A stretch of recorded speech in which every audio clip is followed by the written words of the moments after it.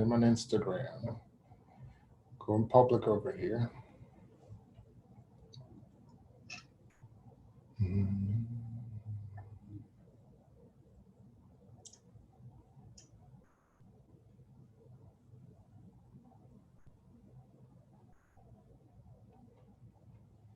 Check Instagram, make sure we're live.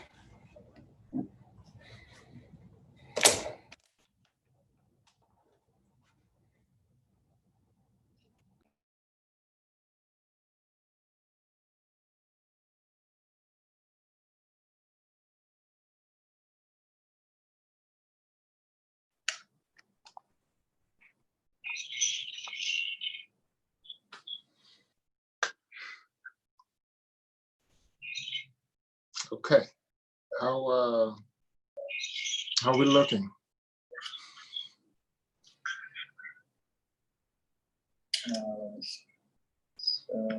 Hi, I see my Instagram folks have joined. I see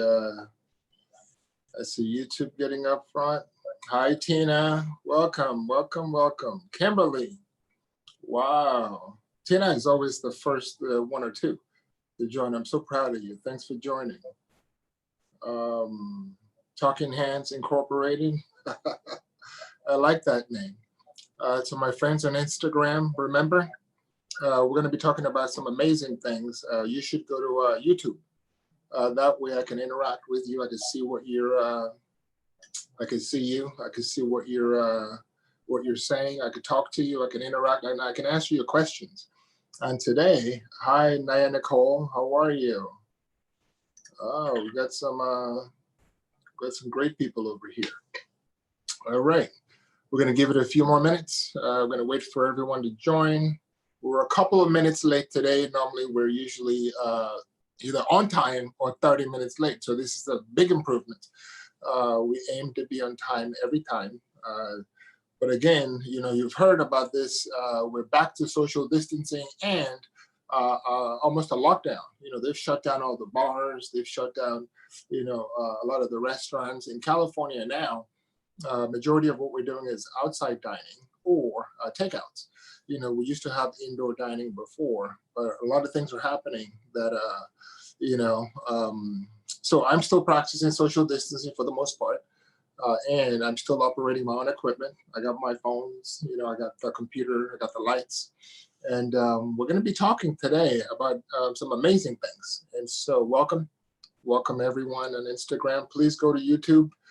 Just type in my name in the search function, David Adefeso, and I'll be able to see you on there.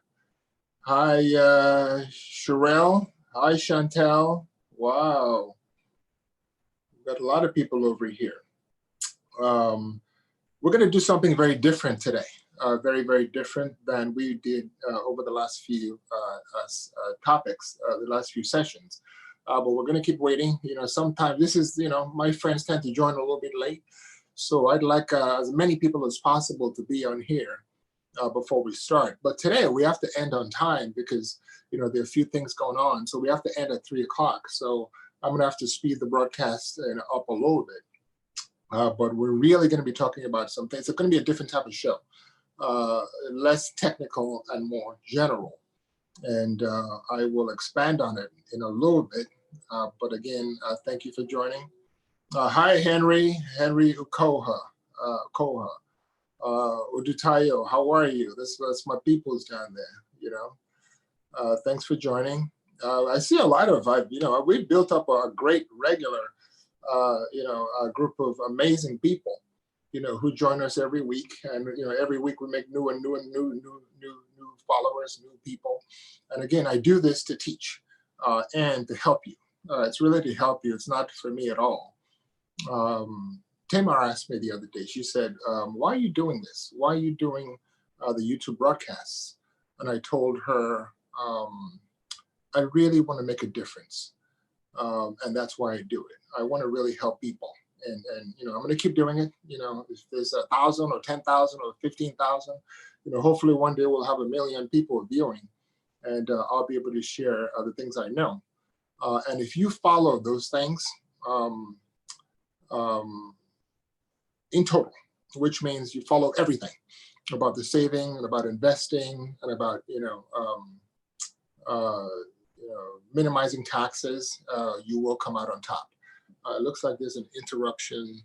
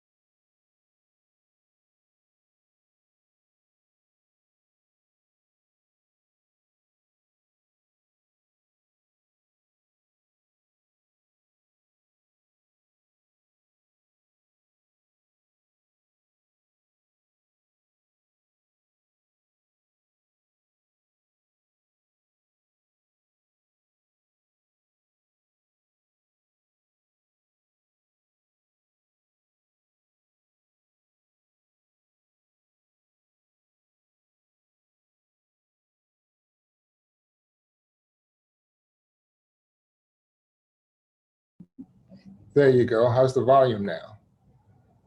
Is the volume back on? Technical difficulty. I run this whole operation. We back on. I run this whole operation myself. Basically what I do is I have the cameras and all that stuff. I'm not a technical guy, traditionally. I became a technical guy, and we'll talk about it in a little while. But let's jump in because of time. We have 48 minutes to go, and today we're going to talk about something different than we've talked about in the past. In the past, I've talked to you about technical things, how to minimize taxes, how to protect your assets from creditors. I've talked to you about ways to increase your wealth by investing. And I've talked to you about a lot of different things that you should know. But those things are technical. They're very technical as the things that I've been talking to you about. Today, I want to change up a little bit. And today, and I guess the reason why is because I did a post on, I think it was LinkedIn. And I talked about, I was talking to the young people. And I talked about younger people, meaning not 20 or 21, but 30s, maybe 40s, the young folks out there. And I was telling them the things I wish I'd known when I was 21 years old. And a lot of people said, oh, I wish I'd known those things, things like taking more risk, things like developing a habit of saving, things like that. And people were like, oh, I wish I'd known that when I was 21 years old. I wish I'd known, all the things you're teaching when I was 21. I wish I'd had that knowledge. And I find out that, as I give technical information about the things you should be doing, many people haven't built up those habits yet of saving. Many people haven't built up those habits of investing. Many people haven't built up the habits that can help propel them in life. And instead of always giving technical information, here's how to invest, here's how to make money, here's how to, protect your assets. Today, I wanted to talk about some of the habits that I've, been exposed to, some of the habits that I practice, and some of the habits that some of the wealthiest people I work with practice. And those habits are a multitude of things. And so that's why we decided to call this, there's no secret to success. There's no secret. People tell you there's some things you may know, or you should know, or you can know, or there's no secret.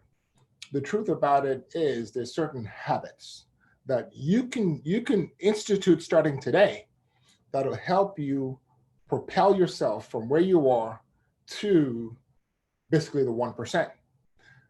Many people readily assume that they're going to be part of the 99%. Many people assume that, they're where they are in life, and, they can't ever be the millionaires or the billionaires. They can't ever own that big mansion, or that, they can't ever be on, the lifestyles of the rich and famous, and they can't ever do those things. But I want to share some of my thoughts with you today and to let you know that you can do those things. You can be one of the 1%. You can be rich if that's your goal. You could be successful if that's your goal. You could be happy if that's your goal. You could achieve whatever you want to achieve. But there are a few things that you should know. And so I'm going to talk to you about those things today. Again, my friends on Instagram, please go over to YouTube if you can. That way I can see you and I can share my ideas with you. So one of the first things, and I'll share my own life secrets and I'll share some of the things that I've talked to with some of the rich people I work with. One of the things that if I were to give you one thing, one secret or lack thereof, that'll help you succeed in life, more than anything else, is to never give up.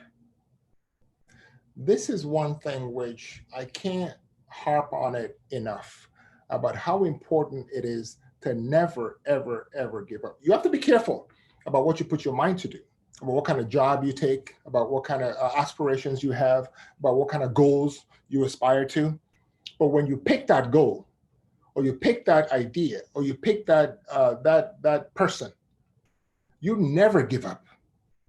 And if you don't, you will ultimately achieve that objective that you want. I'll give you a few examples. This is the one thing which I've talked to a lot of my clients about the most, and I've observed.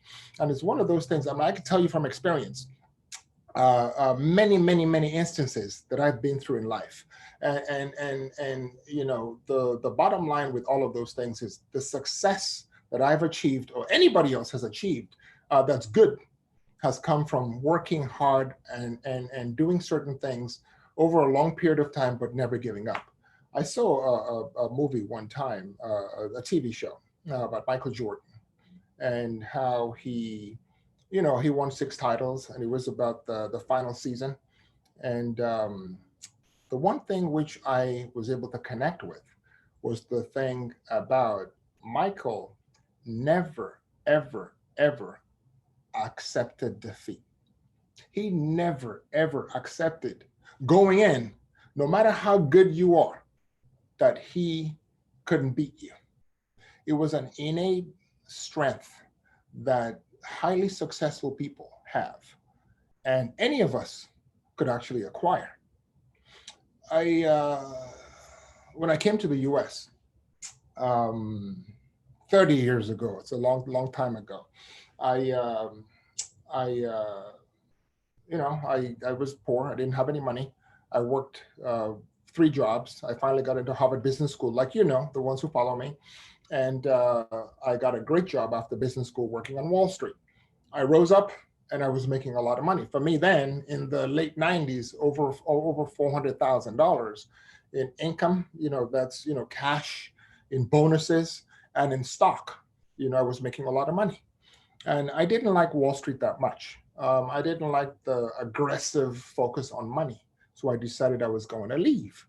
And I came to Los Angeles and, hung out, took a nice vacation. I did a little bit of acting. You guys didn't know that. I spent a lot of time just relaxing. And after a few years, I decided, okay, it's time for me to go back to work. I've basically gotten all the play out of my system. And so I teamed up, I set up my own company, and I teamed up with a company called AXA. It's a big wealth management insurance type company. And I started working. My last year on Wall Street with income, bonuses and all that, I made a little over $400,000. My first year in my own practice, I made about $38,000 because I was selling. You know, I was calling people, I was calling doctors, I was calling lawyers, I was calling friends and family so I could do business with them. This was, 2002, 2003, 18 years ago. I don't really have to do that anymore, but I did that. Then I was selling.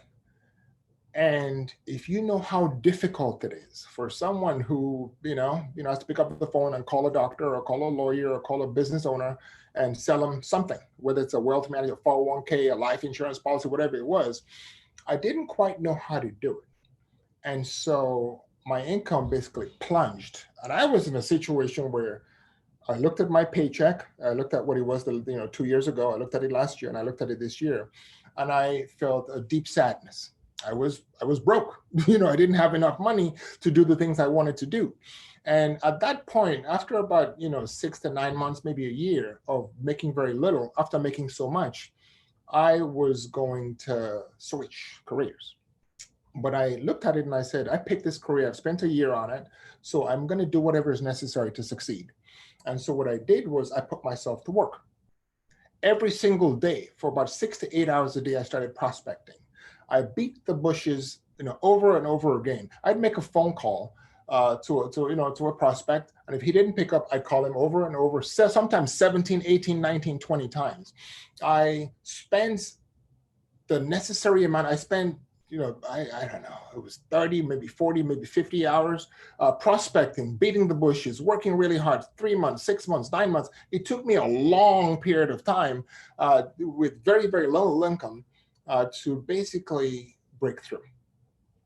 And what happened for me after the first year, year and a half, was things started to look up. I started to make a little bit more money. And the more money I made, the more effort I put in. And over a period of time, things got easier. Studies have shown, like there was a study which was done some time ago that showed the power of the mind over the body. Majority of people get tired, and this was a marathon, right? It was a 6-mile marathon.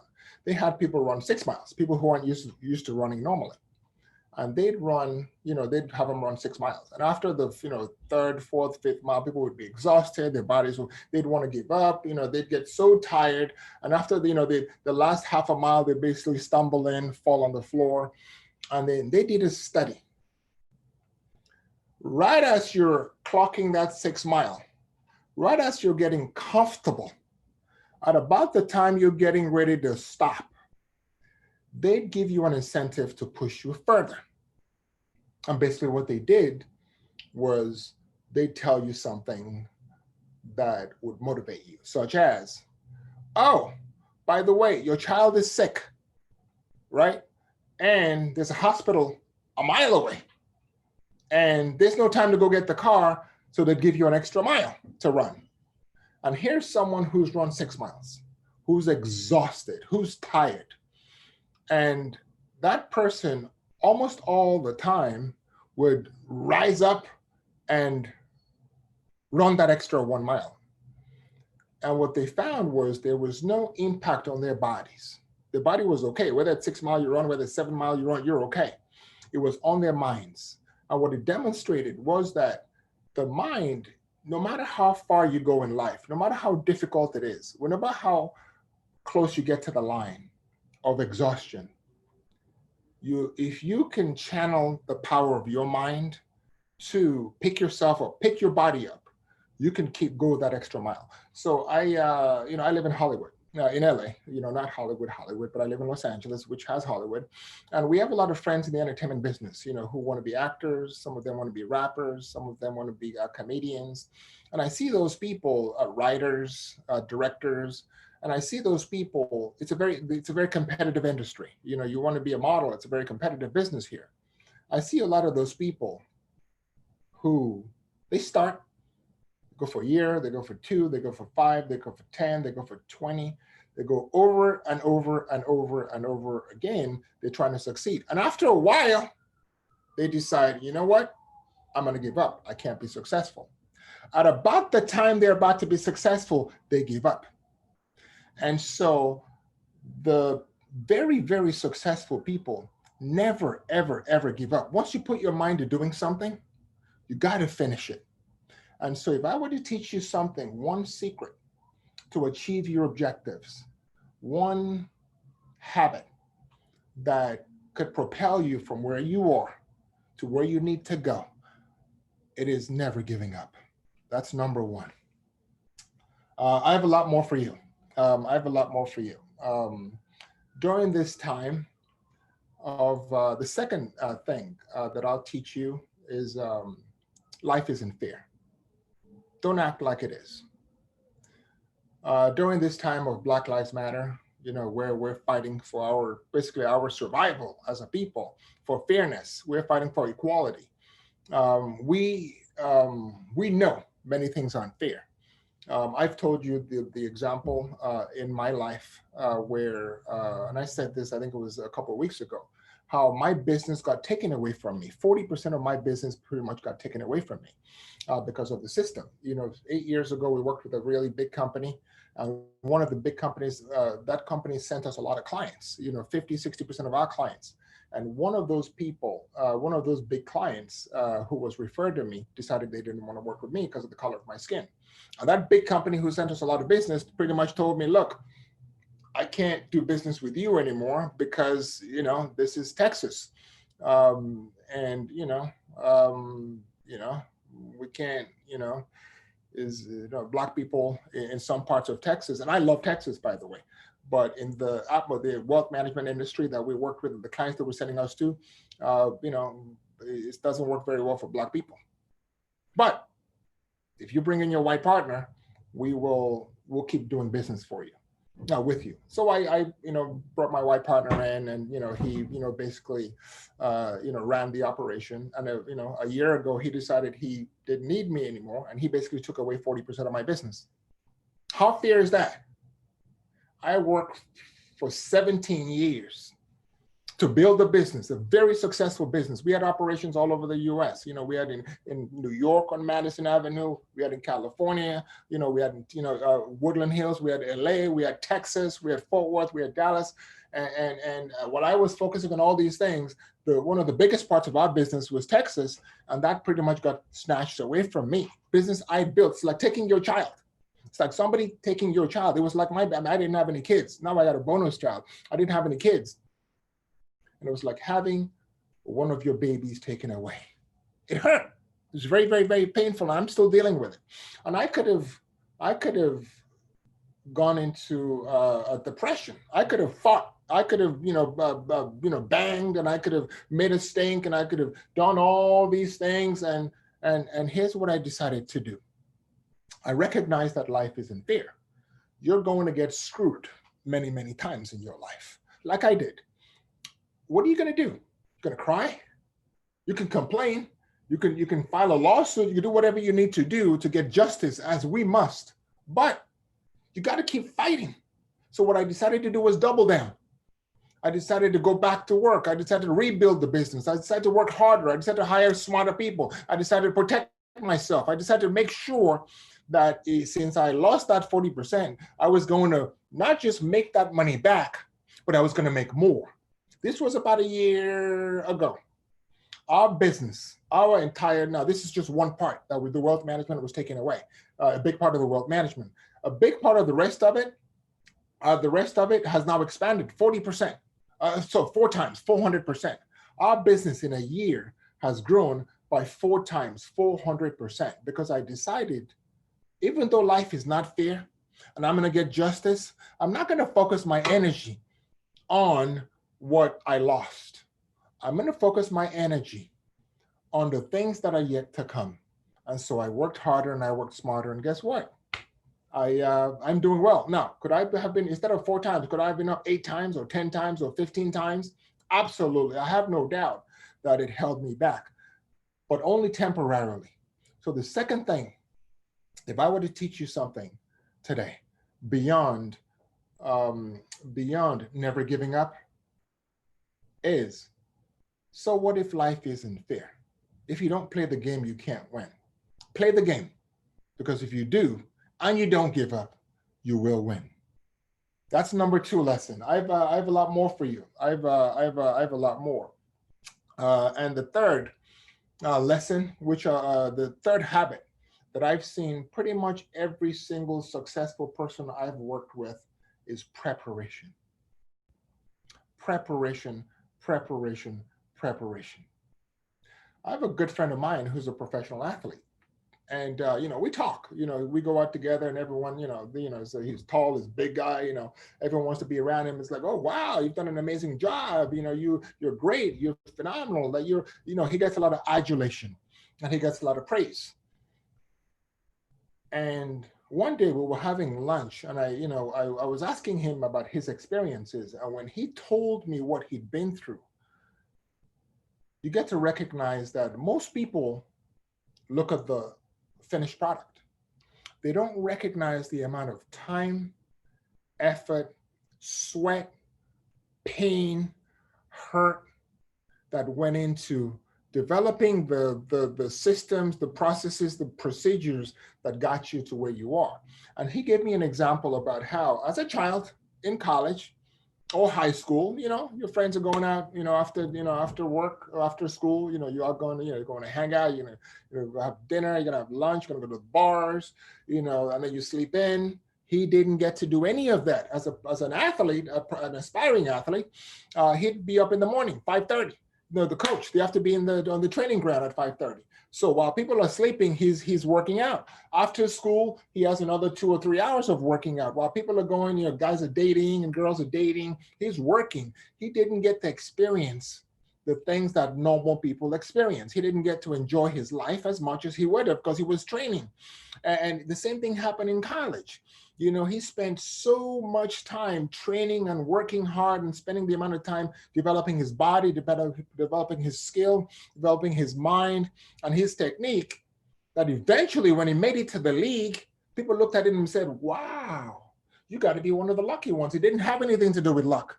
It had to do with hard work, perseverance, and preparation. And that's what I tell a lot of people. You got to be prepared. When life, you're going to get a chance in life. Everyone gets a chance in life, right? That opportunity is going to come. You have to be ready for it. You have to be prepared, whatever it takes to get you there. Whether it's going to school and getting a college degree, so you get that great job that prepares you for that. And by the way, when I say get prepared and get an education, I don't necessarily mean college only. College is great, taught me a lot of things, but college is not for everyone. There's a lot of other things you can do. There's trade schools, there's fashion schools, there's acting schools, there's singing schools, there's all sorts of programs, architecture, welding, sculptor, plumbing, whatever it is that you're good at, nursing school, whatever it is, prepare, be the best you can. And always make sure that you when you're preparing, do it to the best of your ability. So when that opportunity comes, when it's available, because it always becomes available, you got to be able to snap it up. I'll give you an example from my own experience. I was pretty successful after setting up my company. I became pretty successful. And I as a wealth manager, I was making money and a nice house and nice cars.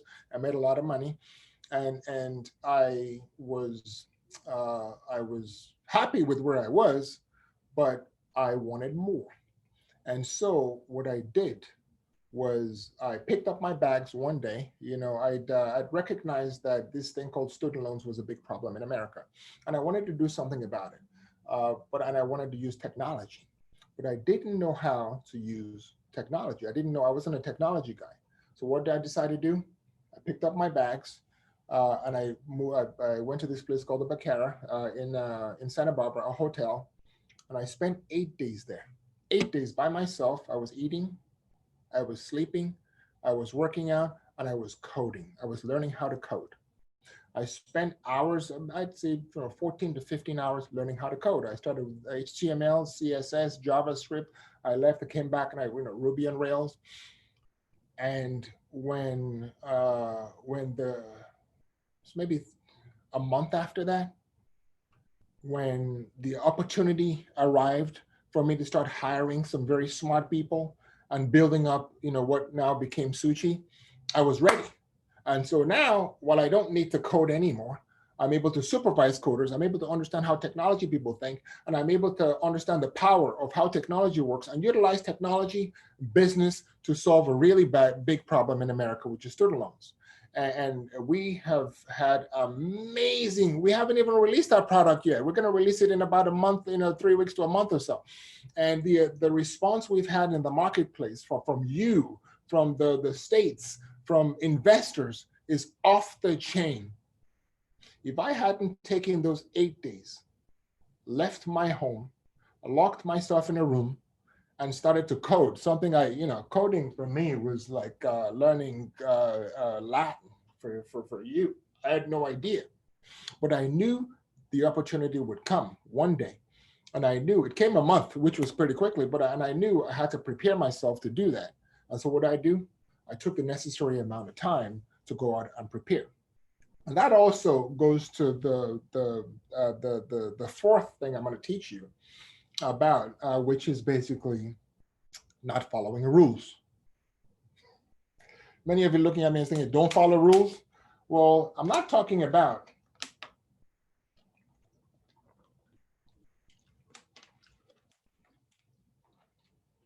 legal rules. You got to follow the law. I'm talking about the rules that people lay down for you in business, right? If you follow the rules, get up at 9, go to work till 5 or 6, go home to hang out with your family, go to work and work really hard, raise your kids, save enough money so you can retire, which is the American dream. Buy a nice house, you retire, and live happily ever after and play golf. And that's what many people aspire to. That's what we're taught. Then you'll be one of the 99%. If you really want to be one of the 1%, if you want to exceed all expectations, you can't follow any of those rules. When I, as a pretty well-to-do wealth manager, an investment guy, decided to throw everything out everything, pretty much threw everything out, went to Santa Barbara, studied coding, and came back and started to build technology. What I was doing for someone like me, the black guy, middle-aged guy, in his late 40s, who's already well-to-do, I'm looking forward to retirement. I'm looking forward to, spending my money, buying nice shoes and nice clothes and nice houses. I'm looking forward to hanging out, chilling and being a great dad. Guess what happens? I recognize that someone like me is supposed to toe that line. I didn't want to toe that line. I wanted to be something different. And so I wasn't going to follow the rules that have been set down for me. And so it's very, very important not to follow those rules that are laid out. You got to follow the law. We're not talking about the law. We're talking about the rules of, not speaking out too much during meetings. We're talking about those rules about working 9 to 5. We're talking about those rules of, preserving your cash and being conservative. We're talking about those rules about not taking on that much debt. Debt could be very good. We're talking about a lot of rules that we're told. Many of those rules don't apply if you want to be truly successful. The 1%, the very, very successful people, follow their own rules. When it comes to business and life, you follow your own rules. I'm going to pause for a second. I got a lot more, but I'm going to pause for a second. I'm going to take some questions. This is sort of a different type of session. I decided to talk to you today less about the specifics of investing and 401ks, and more about my own life experiences and some of the life experiences that I've had, that I've shared, and I've seen some of the very wealthy people I work with, some of the life experiences they've been through, and some of the good habits they formed, and to share those with you. And that's really what I'm doing.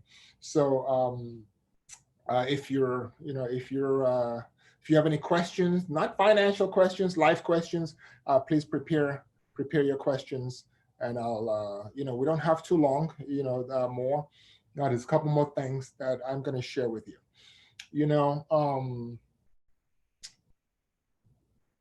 Success is defined in many ways by many people. And I could tell you my own definition of success is not money.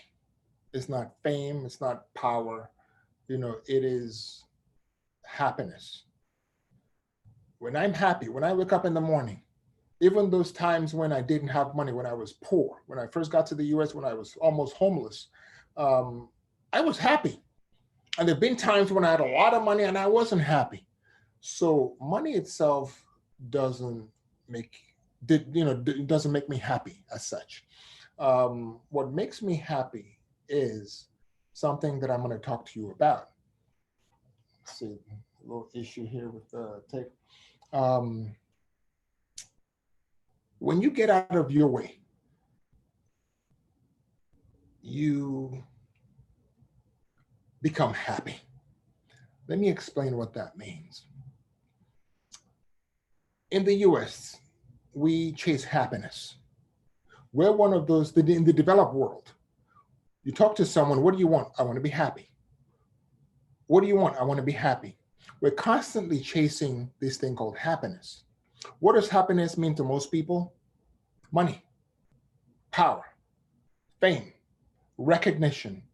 We live in a very individualistic society that rewards you for being individualistic. I'm going to work for myself. I'm going to do things for myself. The problem is, studies have shown that to be happy, you really have to focus on something else. I'll give you a little example. This thing called dopamine in the brain, how it works. A study was shown where if a lady, you're standing by the side of the street and a lady falls, right? An old lady is crossing the street, she falls. You go pick her up. You get this thing in your brain called dopamine. It's a little drug that makes you happy, it makes you feel good, right? So when you help people, it makes you feel good. That lady, studies show that that lady who you pick up, she gets the same dopamine hit in her brain. She also feels good. She feels great. But that's not all, right? You feel good for helping her, for helping someone. The person who's helped feels good, but the person who's also observing you is a third person who watches you pick that lady up. There's a third person who watches you, that lady feels good. The person who picks up the lady feels good. That person who's watching also feels good. They feel great. And that's where happiness comes. Happiness comes from being able to not just help people, but also do things that other people see and makes them feel good. And so the one of the things that I'll be teaching you, talking to you about that today and down the road is about one of the secrets to success for a lot of people I work with, and for me, is the ability to help people. Helping other people leads to happiness, which in itself is success. Happiness is success. Okay, I'm going to stop for a second. Any questions so far? I don't, usually I tend to talk a lot, but I want to take some questions for a little bit. Somebody said, is it coding and research? Is it coding? Is coding research? Well, no. When I was coding, I wasn't doing research. I was actually learning a different language, the language of computers. You look at your computer, it's all written in code. And I needed to do that, not because I wanted to be a computer guy, but because I wanted to use technology to help people.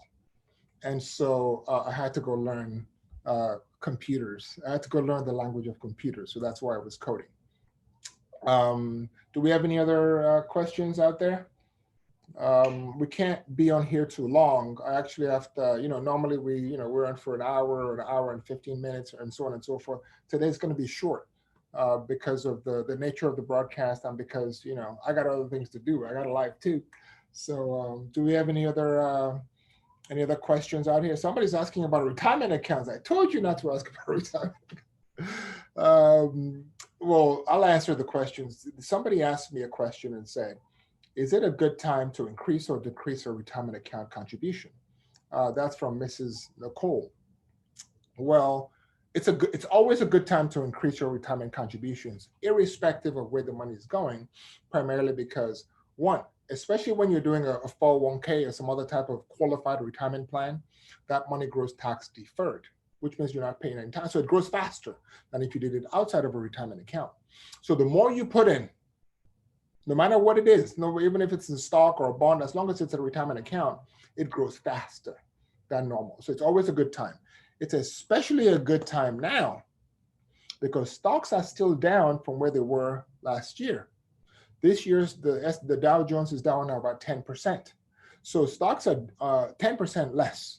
So if stocks go down and you put in more money, you're able to buy more of those stocks. So when they go up, and I've never seen a situation in my 30 years of being a finance guy, I've never seen a situation where stocks went all the way down and didn't come all the way back up, not just to where they were before, but also to surpass that. So if you, so to your question, yes, it's always a good time to reduce your retirement contributions. Don't ever take your retirement contributions down. It's important because that's something you're going to be using for the rest of your life. Um, any other questions, our technical team? David, I actually don't see any questions, but I have a question for you. Okay, okay, that's Alex is my technical guy. You know, he's the one who's on the front end of the. Maybe I can show him to you. So that's Alex. Uh, say hello. Alex is on the other Hey end of there. the. Alex is on the other end of the screen, and he's the one who makes sure I stay out of trouble. Because I tend to get in trouble on this broadcast. I tend to talk a lot, you know, and sometimes I talk about things that are relevant, sometimes things that are not relevant. But he's always there to make sure I'm in shape. Alex works for Suchi, which is an investment company, and he does all the technical stuff, all the graphics. So when you see those nice flyers, that's Alex doing them. Alex, you have a question. What's your question? David, in the last few years, what new belief, behavior, or habit has most improved your life? That's my question. The question was, in the last few years, what belief or habit has most improved my life? Woo! Wow, there's been so many things that I've done in the last few years, and I think one of them is probably the most important is patience. I've always wanted my own stuff right now. You know, I've always been the guy who I couldn't wait. I was always, the next opportunity. You know, where's the next, the next deal? Where's the next stock? Where's the next bet? I've always been the guy who always looked, for the next, and I wanted to do it. I wanted to do it now. I've always been very impatient. And then a couple of things happened over the last few years that changed that. One of them was during the financial crisis, and me reading a book and reading about my hero Warren Buffett, and learning that the financial crisis, stocks dropped by 57%, if you remember, and so a lot of people lost a lot of money, and people were panicking, and it was an act of great strength and patience to engage with our clients in a way that, when you talk to people who just lost 50% of their net worth and you tell them to be patient and they look at you like, what are you talking about? And you have to convince them.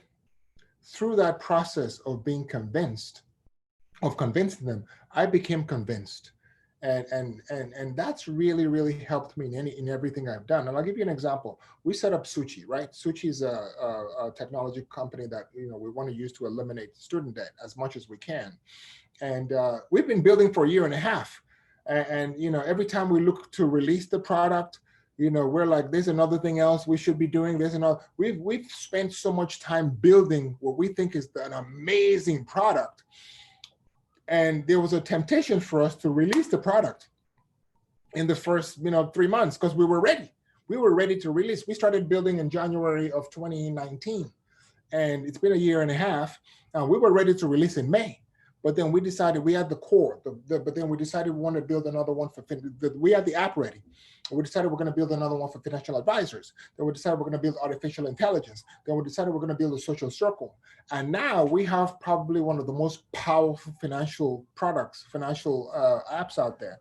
And it took a lot of patience to get to that point because, I was always the guy who 3 months I wanted to release, and 4 months I want. So patience, I think for me, is something which has helped me a lot. And again, during the financial crisis, Alex, we the stocks dropped by 36% and 35%. And if you go to my Instagram or Facebook or LinkedIn or any of my social, or my YouTube, any of the discussions I've been having, um, I've preached patience. When stocks dropped by 35%. I remember March 23rd was the bottom. I had a broadcast. It's on social media. You can search for it. I preached patience, that look, markets are down 35%. You got to have patience. Needless to say, that day stocks, came all the way back. They're back, almost back to where they were before. And you have to be patient in our industry, in my business, to be successful. So the one thing I've learned that's empowered my life. Plus, I'm dating, Tamar, we're my fiance, girlfriend, fiance, and for a 46, 47, 48-year-old guy who's never really had a very serious relationship, to now date, get so attached to someone, his, a life partner with a child and a family. It takes an enormous amount of patience, to do that. And I've also learned, over that period, to be patient, because patience is an amazing quality, which has helped me a lot. Does that answer your question? Okay.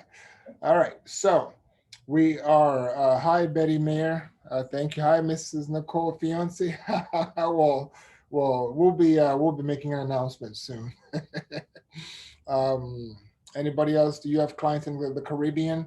No, we don't. Not yet. We don't have clients in the Caribbean, only because, we don't really know people there who should be clients. But we'd be happy, I'm happy to work with anybody around the world. We'd be happy to make clients in the Caribbean and in Africa and in, Middle East and wherever, as long as we follow the rules, the rules, the legal rules, not the rules of the business rules I asked you not to follow. Okay. So we have only a few more minutes. Do we have any more questions? We need to wrap this one up early. We have one more question from Okay, Nicole. we'll take one more question. Miss Nicole is she's full of questions today, isn't she? Okay, let's go for one more question. She asks, do you have a favorite book that have greatly influenced your life? Oh, yes. I used to be a very, very avid reader.